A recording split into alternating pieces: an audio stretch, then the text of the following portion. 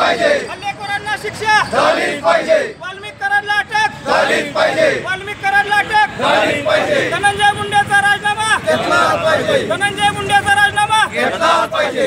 एक मराठा लाख मराठा, छत्रपती शिवाजी महाराज की जय, धर्मवीर छत्रपती संभाजी महाराज की जय, जय भवानी, जय शिवाजी। खंड घडवून आणलेल्या शब्दासारखं त्या सर्व आरोपींना मृत्यूदंड अटक करून मृत्यूदंडाची शिक्षा करणं क्रमप्राप्त आहे आणि हे गंभीर दखल महाराष्ट्र शासनाने घेणं आवश्यक आहे। दलित बांधवाला त्या ठिकाणी मारहाण झाल्याच्या नंतर सरपंच त्या ठिकाणी गेले आणि त्या खंडणीच्या करता ती पुढची लोक आलेली होती। खऱ्या अर्थानं खंडणीचं हे प्रकरण आहे आणि या खंडणीच्या प्रकरणातील मास्टर माइंड कोण आहे हे महाराष्ट्राला माहीत आहे। त्या हत्याकांडाचा जो सूत्रधार वाल्मिक कराड आणि त्याचं वाल्मिक कराड ज्याच्यासाठी काम करतो ते ह्या राज्याचे मंत्री, लाज वाटते अशा मंत्र्याचं नाव घ्यायला, ते राज्याचे मंत्री धनंजय मुंडे यांचा राजीनामा घेतला पाहिजे।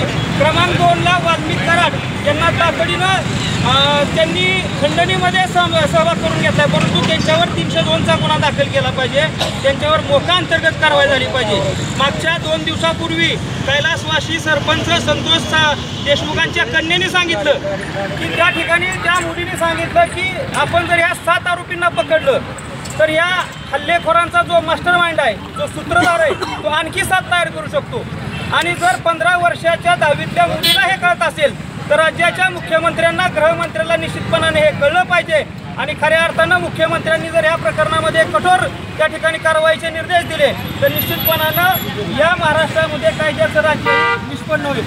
त्याचबरोबर खऱ्या अर्थानं संतोष देशमुख हे भारतीय जनता पार्टीचे उपप्रमुख म्हणून त्यांनी त्या ठिकाणी विधानसभेला काम केलंय आणि मी गेले 3-4 दिवस झालं खऱ्या अर्थानं कौतुक केलं पाहिजे।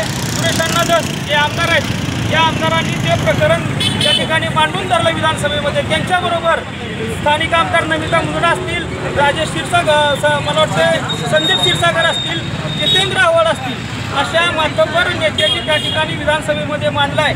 आमची गृहमंत्र्याला आणि सन्माननीय मुख्यमंत्र्यांना या ठिकाणी आम्ही विनंती करतो, कारण सुरुवातीला विनंती केली जाते आपण मराठ्यांच्या विनंतीचा मान राखावा आणि निश्चितपणानं 7 आरोपीबरोबर 8वा जो या हल्ल्याचा मास्टर माइंड आहे त्या वाल्मिक कराडला अटक करून त्या ठिकाणी त्याला, आणि वाल्मिक कराड ज्याच्यासाठी काम करतो, कारण बीड जिल्ह्यामध्ये डीएम बॉस म्हणून प्रसिद्ध आहे, त्या धनंजय मुंडेची मंत्रिमंडळातून हकालपट्टी करा आणि त्या डीएम बॉसची जागा दाखवा। आज गंभीरपणानं आपल्याला सांगावंसं वाटतं की बीडचे माजी कलेक्टर त्यांनी भाष्य केलेलं आहे की एका IPS अधिकाऱ्याला बीड जिल्ह्यामध्ये गायब करण्याचं काम त्या मंडळीने केलेलं आहे आणि इतक्या खालच्या थराला महाराष्ट्राचं किंवा बीड जिल्ह्याचं नाव पोचवणारी मंडळी आहे, त्यांना कडक शिक्षा व्हावी।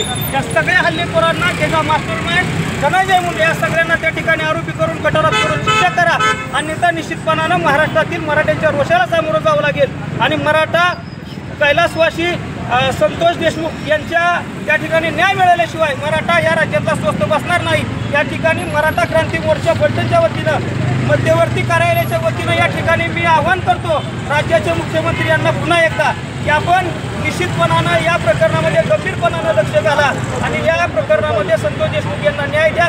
धन्यवाद।